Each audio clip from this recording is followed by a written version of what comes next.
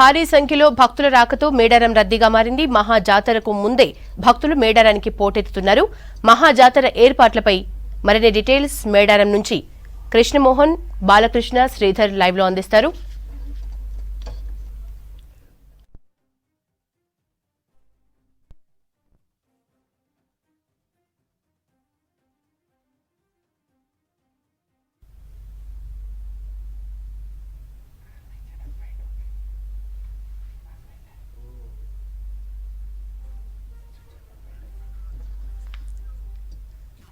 మొదట కృష్ణ తెలుసుకుందాం. కృష్ణ, భక్తుల రద్దీ ఎట్లా ఉంది, ప్రస్తుతం అక్కడ పరిస్థితి ఏంటి?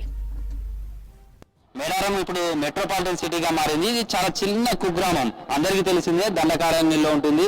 కానీ మేడారం సమ్మక్క సారలమ్మ జాతర వస్తే మొత్తం ఇదంతా కూడా ఒక మెట్రోపాలిటన్ సిటీగా మారుతుంది. గుండు సూది నుంచి మొదలు పెడితే హెలికాప్టర్ సేవల వరకు కూడా అందుబాటులోకి వచ్చాయని చెప్పొచ్చు. మేడారం జాతరకు ఇప్పటికే ముందస్తుగా మొక్కులకు సంబంధించి దాదాపు 50 లక్షల మంది భక్తుల అమ్మవార్లను దర్శనం చేసుకుని మొక్కులు చెల్లించుకున్నారు. అయితే జాతర జరిగే 4 రోజుల పాటు కూడా 21 నుంచి జాతర జరగనున్నది. దానికి సంబంధించి ఇప్పటికే రాష్ట్ర ప్రభుత్వం అన్ని రకాల ఏర్పాట్లు చేసింది.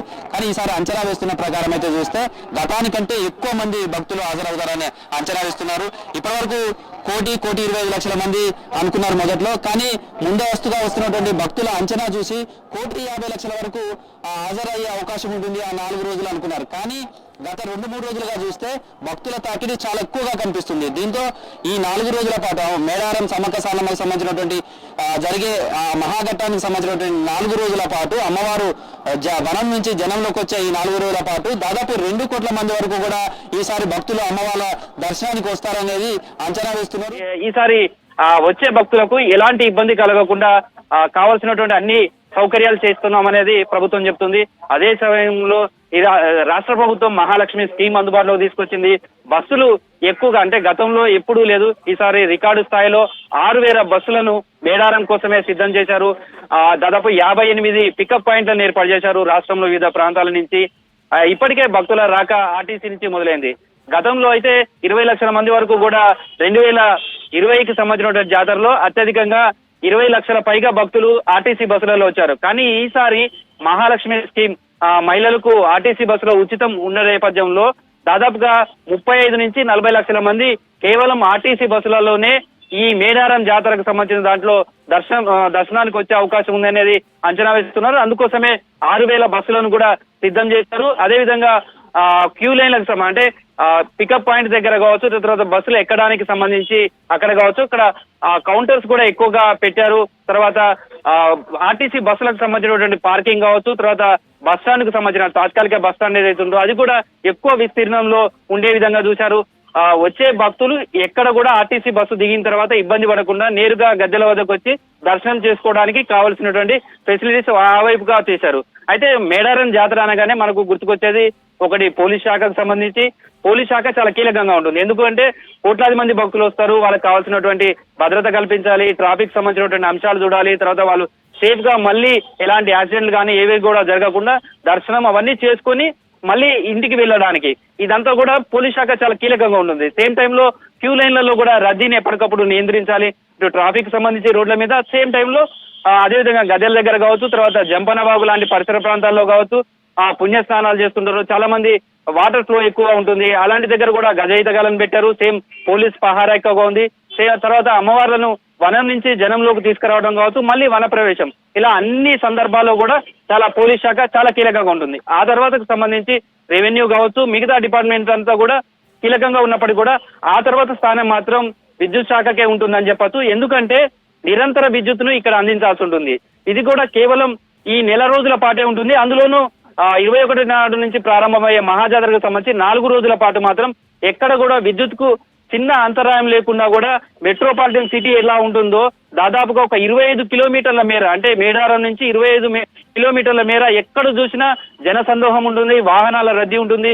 ఎటు చూసినా పొలాలలోని కూడా తాత్కాలికంగా ఏర్పాటు చేసిన కుటీరాలు ఉంటాయి. వాళ్ళకు వాటర్ సప్లై కావాలన్నా లేకపోతే నైట్ పూట మొత్తం 24 గంటల పాటు దర్శనానికి వస్తుంటారు, జంపనవాగులో స్నానాలు చేస్తున్నారు. కాబట్టి విద్యుత్కు సంబంధించినటువంటి ఎక్కడ ఇబ్బంది కలగకుండా ఉండాలి. గత జాతరకు సంబంధించి 13,000 మెగావాట్ల విద్యుత్ కు సంబంధించి డిమాండ్ ఉంది. ఈసారి అంతకంటే ఒక 2 మెగావాట్లు ఎక్కువగా ఉంటుంది అనేది అవకాశం ఉంది. దీంతో 26 మెగావాట్ల విద్యుత్ కు సంబంధించి అందుబాటులో కూడా ఉంచారు. 3 సబ్ స్టేషన్ల నుంచి నిరంతరం విద్యుత్ సరఫరా చేస్తారు. ఒకటి పస్రా, ములుగు, కమలాపూర్ 3 చోట్ల నుంచి దీనికి సంబంధించిన మేడారం సంబంధించిన సబ్ స్టేషన్ నుంచి విద్యుత్ సరఫరా ఉంటుంది. ఏ సబ్ స్టేషన్ లో చిన్న ప్రాబ్లం వచ్చినా మిగతా 2 సబ్ స్టేషన్ల నుంచి కంటిన్యూగా విద్యుత్ సంబంధించినటువంటి రన్ అయ్యే విధంగా కూడా చూస్తున్నారు. దీనికోసం కూడా 250 ట్రాన్స్ఫార్మర్లు తాత్కాలికంగా ఏర్పాటు చేశారు. మొత్తం మేడారం పరిసర ప్రాంతాల్లో దాదాపు 800 పోల్స్ ను కూడా సిద్ధం చేసి విద్యుత్ ఇస్తున్నారు. అదేవిధంగా దాదాపు ఇప్పటి వరకు 1100 తాత్కాలికంగా షాపులకు మీటర్ కనెక్షన్స్ ఇచ్చారు. తర్వాత దానికంటే అంటే మళ్ళీ ఈ 2 రోజులలో కూడా అది మరింతగా పెరిగే అవకాశం ఉంటుంది అనేది చెప్తున్నారు. విద్యుత్ కు సంబంధించి ఎక్కడైనా సరే విద్యుత్ అంతరాయం కలగకుండా కావచ్చు, లేకపోతే ఎలాంటి ఇబ్బందులు కలగకుండా 50 మొబైల్ టీమ్స్ కూడా ఏర్పాటు చేశారు. ఎక్కడైనా ఏ ట్రాన్స్ఫార్మర్ దగ్గరైనా చిన్న ప్రాబ్లం వచ్చినా ఈజీగా అక్కడికి వెళ్లి సాల్వ్ చేసే విధంగా కూడా 50 యూనిట్లను 50 మంది టాస్క్ సంబంధించిన సిబ్బందిని కూడా అక్కడ ఏర్పాటు చేశారు. ఆ టీమ్స్ అన్ని కూడా అక్కడికి వెళ్లి ఏదైనా విద్యుత్ సంబంధించిన సమస్య ఉంటే కూడా తీసే విధంగా కూడా చేశారు. ఇక మెట్రోపాలిటన్ సిటీ ఎలా మారిందంటే మనం ఒక్కసారి ఎన్నుకున్నటువంటి విజువల్స్ అన్ని కూడా చూడొచ్చు. రంగురాట్నాలు కావచ్చు, తర్వాత మెట్రోపాలిటన్ సిటీస్ లో ఎట్లయితే విద్యుత్ దగదగలతోటి మెరిచిపోతుందో అదే విధంగా ఉంది. షాపులు తాత్కాలికంగా ఏర్పాటు చేసినటువంటి షాపులన్నీ కూడా ఉంటాయి. రూమ్స్ అవైలబుల్ ఉంటాయి. స్టార్ హోటల్స్ తలపించే విధంగా ఏసీ రూమ్లను కూడా ఈసారి మేడారం పరిసర ప్రాంతాల్లో తాత్కాలికంగా ఏర్పాటు చేశారు. గుడారాలు ఉంటాయి. తర్వాత హోటల్స్ కావచ్చు, హెలికాప్టర్ సేవలు. ఒకప్పుడు మేడారానికి రావాలంటే కాలిబాటన లేదా ఎడ్ల బండ్లతో వచ్చారు. ఆ తర్వాత ట్రాక్టర్స్, కొంత ప్రైవేట్ వెహికల్స్, తర్వాత ఆర్టీసీ బస్సులు. ఇప్పుడు హెలికాప్టర్ సేవలు కూడా సిద్ధమయ్యాయి. హెలికాప్టర్ ద్వారా కూడా మేడారం సమ్మక్క సారలమ్మ దర్శనానికి రావడానికి కావాల్సిన ఫెసిలిటీస్ అన్ని కూడా ఏర్పాటు చేశారు. అంటే 21వ తారీఖు నాడు జరగబోయే సారలమ్మ గద్దె మీదకు కన్నెపల్లి నుంచి రావడంతో ఈ జాతర మొదలవుతుందని చెప్పొచ్చు. అదే రోజు పగిడేదరాజు, గోవిందరాజులు కూడా ముగ్గురు గద్దెలపైకి రావడంతో ఒక్కసారిగా మేడారం జాతరకు సంబంధించిన మహాఘట్టం మొదలవుతుంది. నెక్స్ట్ డే 22వ తారీఖు నాడు సమ్మక్క చిలకలగుట్ట నుంచి కూడా ఆమెను వనం నుంచి జనంలోకి తీసుకొస్తారు. ఇదంతా కూడా ఆదివాసీ సాంప్రదాయాల ప్రకారం జరుగుతుంది. ఎక్కడ కూడా జాతరకు సంబంధించి విగ్రహాలు కావచ్చు, టెంపుల్ కానీ ఏవి ఉండవు. కేవలం అమ్మవారికి సంబంధించినటువంటి నమ్మకమే కోట్లాది మంది భక్తులను తీసుకొస్తుంది. గద్దెల దగ్గర కూడా నిమిషానికి 10,000 మంది దర్శనం చేసుకుంటారు. ఆ గద్దెలు దాటి వెళ్తుంటారు. అంటే ఆ ఫ్లో ఎంత మేరకు ఉంటుందో మనం అర్థం చేసుకోవచ్చు. 4 రోజులు జరిగే ఈ జాతరలో దాదాపుగా 2 కోట్ల మంది వరకు కూడా భక్తులు హాజరవుతారు అనేది ప్రభుత్వం అయితే ఇప్పటి వరకు ఉన్నటువంటి రద్దీని బట్టి అంచనా వేస్తుంది. దాని తగ్గట్టుగా ఏర్పాట్లు చేస్తున్నాం అనేది చెప్తున్నారు. సేమ్ టైంలో ఈసారి వేసవి తీవ్రత కూడా ఎండ ఎక్కువగా కనిపిస్తుంది.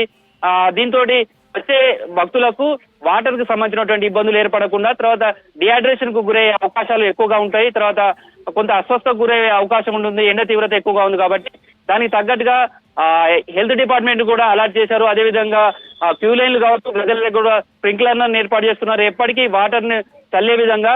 తర్వాత కింద గద్దెల దగ్గర నుంచి కూడా మొత్తం నడుచుకుంటూ వెళ్ళాలి. అక్కడ కూడా వాటర్ ఫ్లో అయ్యే విధంగా చూస్తున్నారు. ఎక్కడ కూడా తడి ఉండే విధంగా చూస్తున్నారు. ఎండ తీవ్రత నుంచి కూడా భక్తులకు ఇబ్బంది కలగకుండా కావలసినటువంటి ఫెసిలిటీస్ మీదనే దృష్టి సారించారు. ఈ రోజంతా కూడా మంత్రి పొంగులేటి శ్రీనివాసరెడ్డి కావచ్చు, అదేవిధంగా మంత్రి సీతక్క అయితే దాదాపుగా ఇక్కడనే మకామేశారు. గత నెల రోజులుగా జాతరకు సంబంధించిన ఏర్పాట్లలోనే ఆమె నిమగ్నమై ఉన్నారు. మొత్తం జాతరకు సంబంధించి సక్సెస్ చేసే విధానం కోసం ఎక్కడ కూడా ఎలాంటి ఇబ్బందులు లేకుండా పూర్తిగా ఆమె దృష్టి సారించారని చెప్పవచ్చు. ఈ రోజు ప్రత్యేకంగా రివ్యూ నిర్వహించారు. 2 మంత్రులు కూడా ఇదే అంశాలు వాళ్ళ దృష్టికి వచ్చాయి. ఈసారి ఎక్కువ భక్తుల తాకిడి ఎక్కువగా ఉన్నారు. మంత్రులు కూడా ఇదే అంశాలు వాళ్ళ దృష్టికి వచ్చాయి. ఈసారి ఎక్కువ భక్తుల తాకిడి ఎక్కువగా ఉండే అవకాశం ఉంది. ఆర్టీసీ బస్సులు కూడా ఎక్కువ మంది భక్తులు వినియోగించుకొని వచ్చే అవకాశం ఉంది. తర్వాత సెక్యూరిటీ పరమైనటువంటి అంశాలు కావచ్చు, తర్వాత ఎండ తీవ్రత ఉన్న నేపథ్యంలో ఇటు హెల్త్ వైద్య ఆరోగ్యానికి సంబంధించి కావచ్చు, అదేవిధంగా వాటర్ ఫెసిలిటీస్ కావచ్చు, శానిటేషన్ కి సంబంధించినటువంటి ఇష్యూస్ కావచ్చు, ఇవన్నీ కూడా ఏమీ లేకుండా భక్తులు ఈజీగా దర్శనం చేసుకొని వెళ్లే విధంగా చూడాలనేది, దానికి కావాల్సినటువంటి అన్ని రకాల ఏర్పాట్లు చేయాలని ఆదేశించారు. సేమ్ టైంలో గద్దెల దగ్గరకు వచ్చినప్పుడు బెల్లం సమర్పిస్తారు. ఆ బెల్లాన్ని కూడా భక్తులకు మళ్ళీ వాళ్ళకు తిరిగి మొక్కులు చెల్లించుకున్న వాళ్ళకు కూడా ప్రసాదంగా అందించేందుకు కూడా ఏర్పాట్లు చేస్తున్నారని చెప్పొచ్చు. యశోద. రైట్, నెక్స్ట్ మేడారం జాతరకి సంబంధించి మరిన్ని డీటెయిల్స్ శ్రీధర్ అందిస్తారు. శ్రీధర్.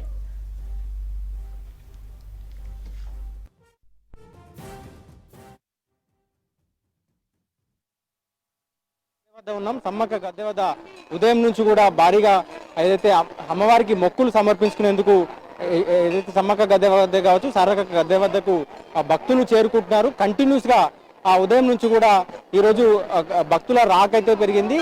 మొన్న ఆదివారం భారీగా జనం వచ్చారు. దాంతో పాటు ఈ రోజు వరకు కూడా అంటే సమ్మక్క గద్దెల వద్దకు ఇంకా అమ్మవారిని తీసుకురాకపోయినప్పటికీ కూడా ఆ మొక్కులు చెల్లించుకునేందుకు సుదూర ప్రాంతాల నుంచి భక్తులు వస్తున్నారు. ఇటు మహారాష్ట్ర కావచ్చు, ఇటు ఛత్తీస్గఢ్ నుంచి ఇప్పటికే భక్తులు చేరుకున్నారు. సుదూర ప్రాంతాల నుంచి వచ్చేవారు అమ్మవారు రాకముందే ఇక్కడికి చేరుకొని ఇక్కడే అమ్మవారి ఆలయ పరిసర ప్రాంతాల్లో ఈ అరణ్యంలోనే ఆ గుడారాలు వేసుకొని ఉంటుంటారు. ఈ నేపథ్యంలోనే సమ్మక్క గద్దె వద్ద మనం విజువల్స్ చూడొచ్చు. పూర్తిగా ఏదైతే ఉదయం నుంచి కూడా బెల్లం కావచ్చు, బంగారం మొక్కులు ఉంటాయి. వారందరూ కూడా ఇక్కడ మొక్కులు సమర్పించుకుంటున్నారు. ఉదయం నుంచి కూడా మొక్కుల సమర్పణ కొనసాగుతుంది. వారంతా సుదూర ప్రాంతాల నుంచి వచ్చిన వారు కావచ్చు. ఏదైతే ఆ జాతర ప్రారంభమైతే పౌర్ణమి రోజు జాతర ప్రారంభమవుతుందో జాతర ప్రారంభమైన తర్వాత భారీగా రష్ ఉంటుంది. చేరుకోలేమనుకున్న వారు ముందుగానే ఇక్కడికి వస్తున్నారు.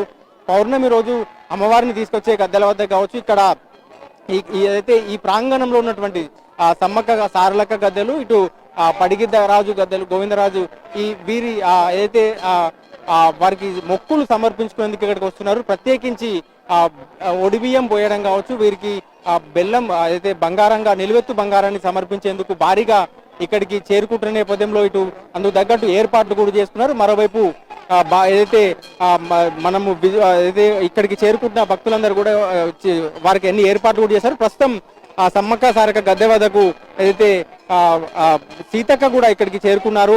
ఇక్కడ ఉండి ఎప్పటికప్పుడు ఏర్పాట్లను పర్యవేక్షిస్తున్నారు. వారంతా కూడా ఏదైతే ప్రస్తుతం ఇక్కడ ఏర్పాట్లు పరిశీలించడంతో పాటు ఇక్కడ ఎట్లాంటి ఇబ్బందులు తలెత్తకుండా ఏర్పాట్లు పరిశీలిస్తున్న నేపథ్యంలో మరోవైపు ఇక్కడ దాదాపు ఉదయం నుంచి కూడా భారీగా ఇక్కడికి భక్తులు తరలి రావడంతో దాదాపు ఉదయం నుంచి కూడా దాదాపు ఒక 7 ట్రాక్టర్ల బెల్లాన్ని ఇక్కడ వాలంటీర్లు తరలించారని చెప్తున్నారు. సో ఆ వాలంటీర్లు కూడా మనతో ఉన్నారు.